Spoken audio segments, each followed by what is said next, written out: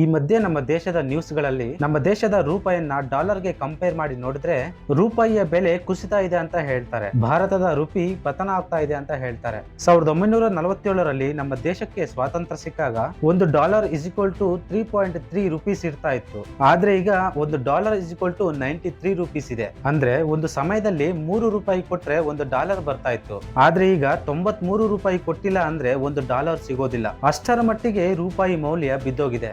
ಹಾಗಾದ್ರೆ ಈ ರೂಪಾಯಿ ಮೌಲ್ಯ ಯಾಕೆ ಬಿದ್ದೋಗ್ತಾ ಇದೆ? ಭಾರತದ ರೂಪಿ ವ್ಯಾಲ್ಯೂ ಬಿದ್ದೋದ್ರೆ ಇಂಡಿಯನ್ ಎಕಾನಮಿ ವೀಕ್ ಆಗುತ್ತಾ? ರೂಪಿ ವ್ಯಾಲ್ಯೂ ಬಿದ್ದೋದ್ರೆ ಬರೀ ನಷ್ಟನೇನಾ ಅಥವಾ ಲಾಭ ಕೂಡ ಏನಾದ್ರೂ ಆಗುತ್ತಾ? ಇಷ್ಟಕ್ಕೂ ಈ ಪ್ರಪಂಚದಲ್ಲಿ ಎಲ್ಲಿ ನೋಡಿದ್ರು ಕೂಡ ಈ ಡಾಲರ್ ಯಾಕೆ ಇಷ್ಟು ಪವರ್ಫುಲ್? ಮತ್ತೆ ನಮ್ಮ ಇಂಡಿಯನ್ ರೂಪಿ ಬಲಿಷ್ಠವಾಗಬೇಕಂದ್ರೆ ನಾವು ಏನ್ ಮಾಡ್ಬೇಕು? ಒಂದ್ ವೇಳೆ $1 = 1 ರೂಪಾಯಿ ಆದ್ರೆ ಏನಾಗುತ್ತೆ? ಯಾಕೆ ಕೆಲವು ದೇಶಗಳು ಬೇಕು ಅಂತಾನೆ ತಮ್ಮ ಕರೆನ್ಸಿ ವ್ಯಾಲ್ಯೂ ಕಡಿಮೆ ಮಾಡ್ಕೊಳ್ತಾ ಇದೆ? ಈ ಪೂರ್ತಿ ವಿಷಯದ ಬಗ್ಗೆ ತಿಳಿಬೇಕಂದ್ರೆ ವಿಡಿಯೋ ಸ್ಕಿಪ್ ಮಾಡ್ದೇನೆ ಪೂರ್ತಿಯಾಗಿ ನೋಡಿ. ಈಗಿರೋ ಆರ್ಥಿಕ ವ್ಯವಸ್ಥೆಯಲ್ಲಿ ಕರೆನ್ಸಿ ಅನ್ನೋದು ಬರೀ ಪೇಪರ್ ಅಲ್ಲ, ಅದು ಒಂದು ದೇಶಕ್ಕೆ ಸಂಬಂಧಪಟ್ಟ ಫೈನಾನ್ಷಿಯಲ್ ಸ್ಟ್ರೆಂತ್, ಸ್ಟೆಬಿಲಿಟಿ ಮತ್ತು ಆ ದೇಶಕ್ಕೆ ಇರೋ ನಂಬಿಕೆಯನ್ನ ರಿಪ್ರೆಸೆಂಟ್ ಮಾಡುತ್ತೆ. ಹಾಗೆ ಪ್ರಪಂಚದ ಮೋಸ್ಟ್ ಪವರ್ಫುಲ್ ಕರೆನ್ಸಿ ಯಾವುದು ಅಂತ ನೋಡೋದಾದ್ರೆ ಅದು ಅಮೆರಿಕನ್ ಡಾಲರ್. ಹಾಗೆ ನೋಡೋದಾದ್ರೆ US$ ಅನ್ನೋದು ಕೇವಲ ಅಮೆರಿಕನ್ ಕರೆನ್ಸಿ ಮಾತ್ರ ಅಲ್ಲ, ಅದು ಪ್ರಪಂಚ ದೇಶಗಳ ರಿಸರ್ವ್ ಕರೆನ್ಸಿ. ಅಂದ್ರೆ ಬಹಳಷ್ಟು ದೇಶಗಳು ತಮ್ಮ ಫಾರಿನ್ ಎಕ್ಸ್ಚೇಂಜ್ ರಿಸರ್ವ್ ನಲ್ಲಿ $ಅನ್ನ ಕೊಂಡ್ಕೊಂಡು ಹೋಲ್ಡ್ ಮಾಡಿ ಇಟ್ಕೊಳ್ತವೆ. ಯಾಕಂದ್ರೆ ಪ್ರಪಂಚದಲ್ಲಿ ಯಾವ ದೇಶ ಆದ್ರೂ ಕೂಡ ಬೇರೆ ದೇಶಗಳ ಹತ್ರ ವ್ಯಾಪಾರ ಮಾಡಿದಾಗ ಇಂಪೋರ್ಟ್ ಅಥವಾ ಎಕ್ಸ್ಪೋರ್ಟ್ ಮಾಡ್ಕೊಂಡ್ರು ಕೂಡ ಆ ಟ್ರಾನ್ಸಾಕ್ಷನ್ ನ 90% ಅಮೆರಿಕನ್ ಡಾಲರ್ ನಲ್ಲಿ ವ್ಯವಹಾರ ಆಗುತ್ತೆ. ನಾವು ಸೌದಿ ಅರೇಬಿಯಾದಿಂದ ಕ್ರೂಡ್ ಆಯಿಲ್ ತಗೊಂಡ್ರು ಅವರಿಗೆ ಡಾಲರ್ ಅನ್ನೇ ಕೊಡ್ಬೇಕಾಗುತ್ತೆ. ಗೋಲ್ಡ್ ತಗೊಂಡ್ರು ಕೂಡ ಡಾಲರ್ ನಲ್ಲೇ ವ್ಯವಹಾರ ಮಾಡ್ಬೇಕಾಗುತ್ತೆ. ಅಲ್ಲಿ ನಮ್ಮ ದೇಶದ ಕರೆನ್ಸಿ ಕೆಲಸಕ್ಕೆ ಬರೋದಿಲ್ಲ. ಬೇರೆ ದೇಶಗಳ ಹತ್ರ ಸಾಲ ತಗೊಂಡ್ರು ಮತ್ತು ಕೊಟ್ಟರು ಕೂಡ ಡಾಲರ್ ನಲ್ಲೇ ಪೇ ಮಾಡ್ಬೇಕಾಗುತ್ತೆ. IMF ಅಥವಾ ವರ್ಲ್ಡ್ ಬ್ಯಾಂಕ್ ಕೂಡ ಆಲ್ಮೋಸ್ಟ್ ಡಾಲರ್ ನಲ್ಲೇ ಡೀಲ್ ಮಾಡುತ್ತೆ. ಹೀಗೆ ಗ್ಲೋಬಲ್ ಎಕಾನಮಿ ಎಲ್ಲ ಡಾಲರ್ ಮೇಲೆ ಡಿಪೆಂಡ್ ಆಗಿದೆ. ಅದಕ್ಕೆ ಎಲ್ಲ ಕಡೆ ಡಾಲರ್ ಅಷ್ಟು ಬೇಡಿಕೆ ಇರುತ್ತೆ. ಬರೀ ಈ ಡಾಲರ್ಗೆನೆ ಯಾಕೆ ಇಷ್ಟು ಪವರ್ ಬಂತು ಅಂತ ತಿಳ್ಕೊಳ್ಬೇಕಂದ್ರೆ ಸ್ವಲ್ಪ ಹಿಸ್ಟ್ರಿ ತಿಳ್ಕೊಳ್ಬೇಕಾಗುತ್ತೆ. ಮೊದಲು ನಮ್ಮ ಪೂರ್ವಜರ ಕಾಲದಲ್ಲಿ ವಸ್ತುಗಳನ್ನ ಅದಲು ಬದಲು ಮಾಡ್ಕೊಳ್ಳುವ ಸಿಸ್ಟಮ್ ಇತ್ತು. ಅಂದ್ರೆ ನಮಗೆ ಬೇಕಾಗಿರುವ ವಸ್ತುವನ್ನ ಬೇರೆಯವರ ಹತ್ರ ತಗೊಳ್ಬೇಕಂದ್ರೆ ಅವರಿಗೆ ಬೇಕಾಗಿರುವ ವಸ್ತುವನ್ನ ನಾವು ಕೊಡ್ಬೇಕಿತ್ತು. ಸಿಂಪಲ್ ಆಗಿ ಹೇಳ್ಬೇಕಂದ್ರೆ ನಿಮ್ಮ ಹೊಲದಲ್ಲಿ ರಾಗಿಯನ್ನ ಬೆಳೆದಿದ್ರ ಅಂತ ಅಂದ್ಕೊಳ್ಳಿ. ಪಕ್ಕದಲ್ಲಿರೋ ರೈತ ಗೋಧಿಯನ್ನ ಬೆಳೆದಿದ್ದಾನೆ. ನಿಮಗೀಗ ಗೋಧಿ ಬೇಕು ಅಂದ್ರೆ ಆ ರೈತನಿಗೆ ನೀವು ಬೆಳೆದಿರೋ ರಾಗಿಯನ್ನ ಕೊಡಬೇಕಾಗುತ್ತೆ. ನಂತರ ಕಾಲಕ್ರಮೇಣ ಈ ಬಂಗಾರ ಬೆಳ್ಳಿಯನ್ನ ಕರೆನ್ಸಿ ರೂಪದಲ್ಲಿ ಯೂಸ್ ಮಾಡೋದಕ್ಕೆ ಪ್ರಾರಂಭ ಮಾಡ್ತಾರೆ. ಆದ್ರೆ ಇಲ್ಲಿ ಸಮಸ್ಯೆ ಏನಾಗುತ್ತಪ್ಪ ಅಂದ್ರೆ ಯಾರ ಹತ್ರ ಜಾಸ್ತಿ ಗೋಲ್ಡ್ ಅಥವಾ ಸಿಲ್ವರ್ ಇದೆಯೋ ಅವರಿಗೆ ಇದನ್ನ ಸ್ಟೋರ್ ಮಾಡೋದಕ್ಕೆ ಅಥವಾ ಒಂದು ಜಾಗದಿಂದ ಇನ್ನೊಂದು ಜಾಗಕ್ಕೆ ಟ್ರಾವೆಲ್ ಮಾಡ್ಬೇಕು ಅಂದ್ರೆ ಕಷ್ಟ ಆಗ್ತಾ ಇತ್ತು. ಅದರಲ್ಲೂ ಕೂಡ ಕಳ್ಳರ ಕಾಟ ಜಾಸ್ತಿ ಇತ್ತು. ಈ ಪ್ರಾಬ್ಲಮ್ ಅನ್ನ ಸಾಲ್ವ್ ಮಾಡ್ಬೇಕಂತಾನೆ ಪೇಪರ್ ಕರೆನ್ಸಿ ಬರುತ್ತೆ. ಆದ್ರೆ ಇಲ್ಲಿ ಒಂದು ಕ್ವಶನ್ ಏನಪ್ಪಾ ಅಂದ್ರೆ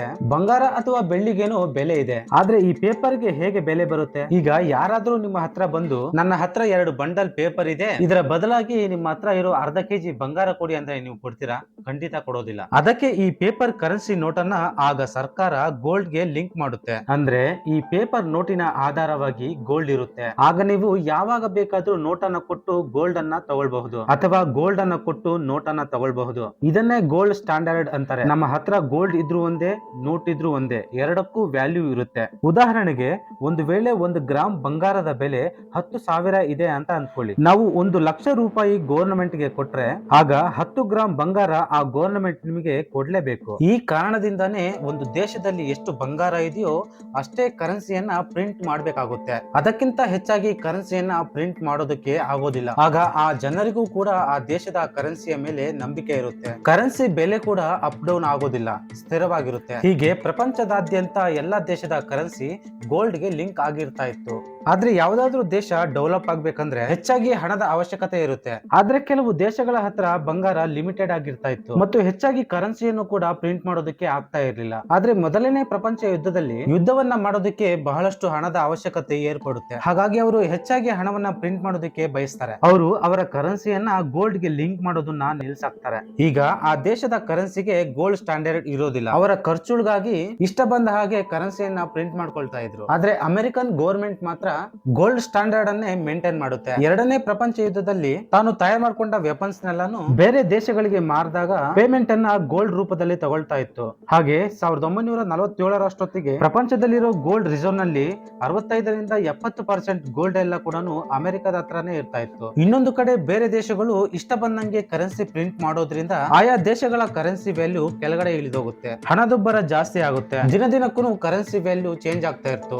ಯಾವ ದೇಶಕ್ಕೂ ಕೂಡ ಬೇರೆ ದೇಶದ ಕರೆನ್ಸಿ ಮೇಲೆ ಭರವಸೆ ಇರ್ತಿರ್ಲಿಲ್ಲ. ಹಾಗಾಗಿ ಗ್ಲೋಬಲ್ ಟ್ರೇಡ್ ಗೆ ದೊಡ್ಡ ಹೊಡೆತ ಬೀಳುತ್ತೆ. ಆಗ ಪ್ರಪಂಚ ದೇಶಗಳೆಲ್ಲ ಸೇರಿ ಒಂದು ಸ್ಟೇಬಲ್ ಫೈನಾನ್ಸಿಯಲ್ ಸಿಸ್ಟಮ್ ಅನ್ನ ತರಬೇಕು ಅಂತ ನಿರ್ಧಾರ ಮಾಡುತ್ತವೆ. ಆಗ 1944ರಲ್ಲಿ 44 ದೇಶಗಳು ಸೇರಿ ಬೆಟನ್ ವುಡ್ಸ್ ಸಿಸ್ಟಮ್ ಅಗ್ರಿಮೆಂಟ್ ಮಾಡ್ಕೊಳ್ತಾರೆ. ಈ ಅಗ್ರಿಮೆಂಟ್ ಪ್ರಕಾರ ಆಗಾಗಲೇ ಅಮೆರಿಕ ಹತ್ರ ತುಂಬಾ ಗೋಲ್ಡ್ ಇದೆ. ಇನ್ನು US$ ಅಂತೂ ಗೋಲ್ಡ್ ಗೆ ಲಿಂಕ್ ಆಲ್ರೆಡಿ ಆಗಿದೆ. ಡಾಲರ್ ವ್ಯಾಲ್ಯೂ ಕೂಡ ಗೋಲ್ಡ್ ಮೇಲೆ ಡಿಪೆಂಡ್ ಆಗಿದೆ. ಹಾಗಾಗಿ ಎಲ್ಲಾ ದೇಶಗಳು ಸೇರಿ US$ ಅನ್ನ ಗ್ಲೋಬಲ್ ಕರೆನ್ಸಿಯಾಗಿ ಡಿಸೈಡ್ ಮಾಡ್ತಾರೆ. ಈಗ ನಿಮ್ಗೆ ಅರ್ಥ ಆಗಿರ್ಬೇಕಲ್ಲ US$ ಯಾಕೆ ಗ್ಲೋಬಲ್ ಕರೆನ್ಸಿ ಆಯ್ತು ಅಂತ. ಹೀಗೆ ಎಲ್ಲಾ ದೇಶದ ಕರೆನ್ಸಿಯನ್ನ ಡಾಲರ್ ಗೆ ಲಿಂಕ್ ಮಾಡ್ಕೊಂಡ್ವು.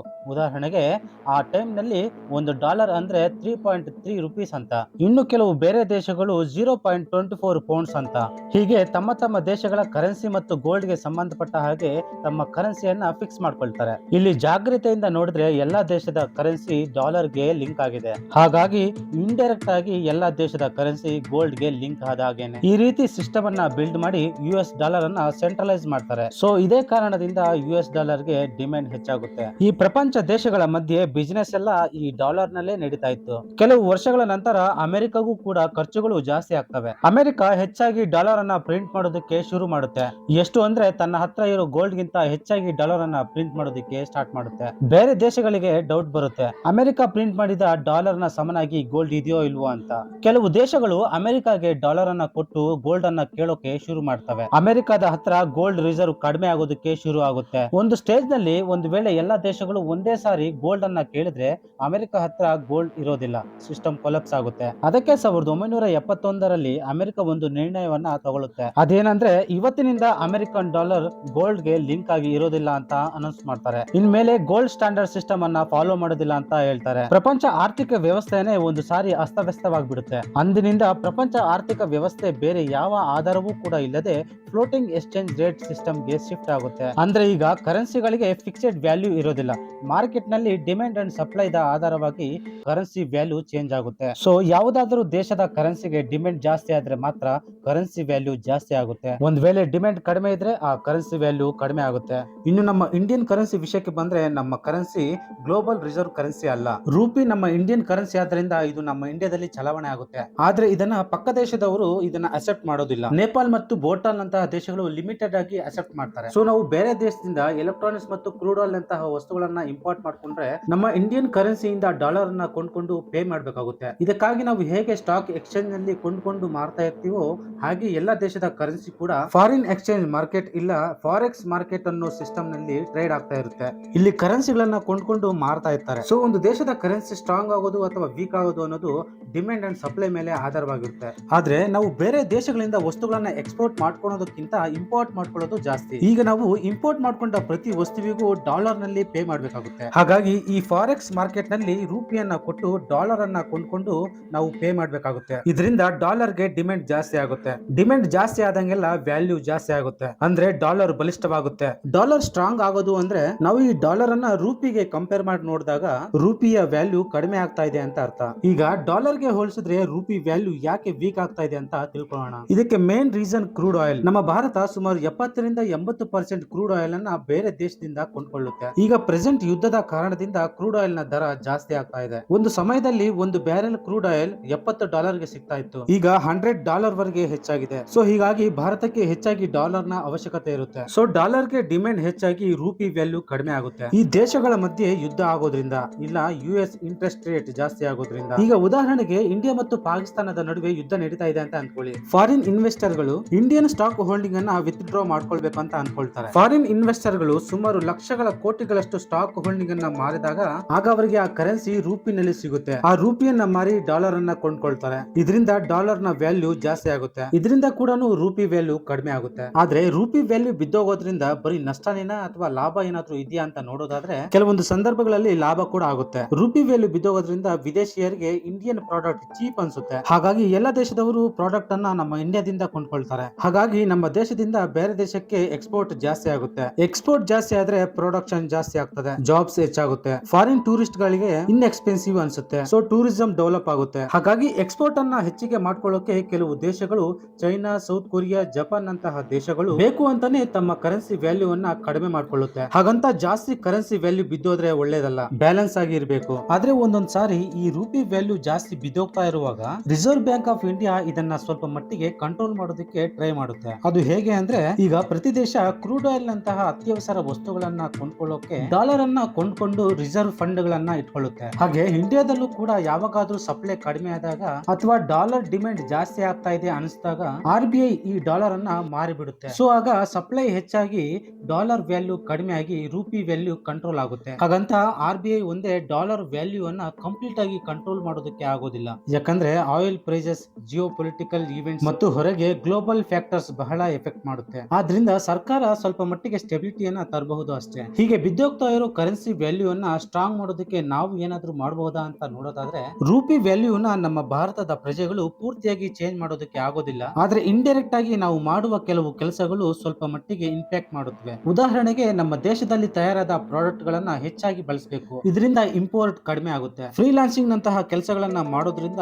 ಹೊರದೇಶದ ಕರೆನ್ಸಿ ನಮ್ಮ ದೇಶಕ್ಕೆ ಹೆಚ್ಚಾಗಿ ಬರುತ್ತೆ. ಇದು ಕೂಡ ಒಂದು ರೀತಿ ನಾವು ಸರ್ವಿಸ್ ಅನ್ನ ಎಕ್ಸ್ಪೋರ್ಟ್ ಮಾಡಿದಂತಾಗುತ್ತೆ. ಹಾಗೆ ನಮ್ಮ ಭಾರತದ ಗವರ್ನಮೆಂಟ್ ಕೂಡ ನಮ್ಮ ದೇಶದಿಂದ ಎಕ್ಸ್ಪೋರ್ಟ್ ಅನ್ನ ಹೆಚ್ಚಿಸಬೇಕು. ಈಗಾಗಲೇ IT ಸೆಕ್ಟರ್ ಮತ್ತು ಟೆಕ್ಸ್ಟೈಲ್ಸ್ ಗಳನ್ನ ಬೇರೆ ದೇಶಕ್ಕೆ ಎಕ್ಸ್ಪೋರ್ಟ್ ಮಾಡೋದ್ರಿಂದ ನಮ್ಮ ದೇಶ ಕೆಲವು ಬಿಲಿಯನ್ ಡಾಲರ್ ಸಂಪಾದನೆ ಮಾಡ್ತಾ ಇದೆ. ಇದರಿಂದಾನೇ ನಮ್ಮ ರೂಪಿ ಇನ್ನು ವೀಕ್ ಆಗದೇನೆ ಬ್ಯಾಲೆನ್ಸ್ ಆಗಿದೆ. ನೆಕ್ಸ್ಟ್ ಟೂರಿಸಂ ಅನ್ನ ಡೆವಲಪ್ ಮಾಡಬೇಕು. ನಿಜ ಹೇಳ್ಬೇಕು ಅಂದ್ರೆ, ಬೇರೆ ದೇಶಗಳು ನಮ್ಮ ದೇಶದ ಮೇಲೆ ಹೆಚ್ಚಾಗಿ ಡಿಪೆಂಡ್ ಆದ್ರೆ ನಮ್ಮ ರೂಪಿ ವ್ಯಾಲ್ಯೂ ಜಾಸ್ತಿ ಆಗುತ್ತೆ. ಈಗ ಒಂದು ವೇಳೆ ಅಪ್ಪಿತಪ್ಪಿ ಒಂದು ರೂಪಿ ಈಸ್ ಈಕ್ವಲ್ ಟು $1 ಆದ್ರೆ ಏನಾಗುತ್ತೆ ಅಂತ ನೋಡೋಣ. ಸಿಂಪಲ್ ಆಗಿ ಹೇಳ್ಬೇಕಂದ್ರೆ, ಫಾರಿನರ್ಸ್ ಗಳಿಗೆ ನಮ್ಮ ಇಂಡಿಯನ್ ಪ್ರಾಡಕ್ಟ್ ದುಬಾರಿ ಅನ್ಸುತ್ತೆ. ಆಗ ಹೆಚ್ಚಾಗಿ ನಮ್ಮ ಇಂಡಿಯನ್ ಪ್ರಾಡಕ್ಟ್ ಅನ್ನ ತಗೊಳ್ಳೋದಿಲ್ಲ. ನಮ್ಮ ದೇಶದವರಿಗೆ ಆಗ ಫಾರಿನ್ ಪ್ರಾಡಕ್ಟ್ ಚೀಪ್ ಅನ್ಸುತ್ತೆ. ಆಗ ಭಾರತದ ಪ್ರಜೆಗಳು ಹೊರದೇಶದ ವಸ್ತುಗಳನ್ನ ಖರೀದಿ ಮಾಡೋದಕ್ಕೆ ಮುಂದಾಗ್ತಾರೆ. ಇಂಡಿಯಾದಲ್ಲಿ ಪ್ರೊಡಕ್ಷನ್ ಕಡಿಮೆ ಆಗುತ್ತೆ, ಜಾಬ್ಸ್ ಹೋಗುತ್ತೆ, ಎಕಾನಮಿ ಸ್ಲೋ ಆಗುತ್ತೆ. ಸೊ ಕರೆನ್ಸಿ ಸ್ಟ್ರಾಂಗ್ ಆಗೋದ್ರಿಂದ ಡೆವಲಪಿಂಗ್ ಸ್ಟೇಜ್ ನಲ್ಲಿ ಇರೋ ದೇಶಗಳಿಗೆ ಒಳ್ಳೆಯದಲ್ಲ. ದೇಶದ ಪ್ರಜೆಗಳ ಆದಾಯ ಬೆಳಿಬೇಕು, ಪ್ರೊಡಕ್ಟಿವಿಟಿ, ಟೆಕ್ನಾಲಜಿ, ಇನೋವೇಷನ್ ಬೆಳಿಬೇಕು, ಡೆವಲಪ್ಮೆಂಟ್ ಮತ್ತು ಜಾಬ್ಸ್ ಬೆಳಿಬೇಕು, ಇನ್ಫ್ಲೇಷನ್ ಕಂಟ್ರೋಲ್ ಆಗಿರ್ಬೇಕು, ಪ್ರಜೆಗಳ ಕ್ವಾಲಿಟಿ ಆಫ್ ಲೈಫ್ ಬೆಳಿಬೇಕು. ಇದೆಲ್ಲ ಇದ್ರೇನೆ ಒಂದು ದೇಶ ಸ್ಟ್ರಾಂಗ್ ಮತ್ತು ಸ್ಟೇಬಲ್ ಎಕಾನಮಿ ಆಗುತ್ತೆ. ಐ ಹೋಪ್ ಎಕಾನಮಿ ಮತ್ತು ಡಾಲರ್ ಬಗ್ಗೆ ನಿಮಗೆ ಅರ್ಥ ಆಗಿರ್ಬೇಕು ಅಂತ ಅನ್ಕೊಳ್ತೇನೆ. ವಿಡಿಯೋ ಇಷ್ಟ ಆದ್ರೆ ಲೈಕ್ ಮಾಡಿ, ಸಬ್ಸ್ಕ್ರೈಬ್ ಮಾಡ್ಕೊಳ್ಳಿ. ಮತ್ತೊಂದು ಒಳ್ಳೆ ವಿಡಿಯೋದೊಂದಿಗೆ ಮತ್ತೆ ಸಿಗೋಣ ವೀಕ್ಷಕರೇ. ಅಲ್ಲಿಯವರೆಗೆ ಜೈ ಹಿಂದ್.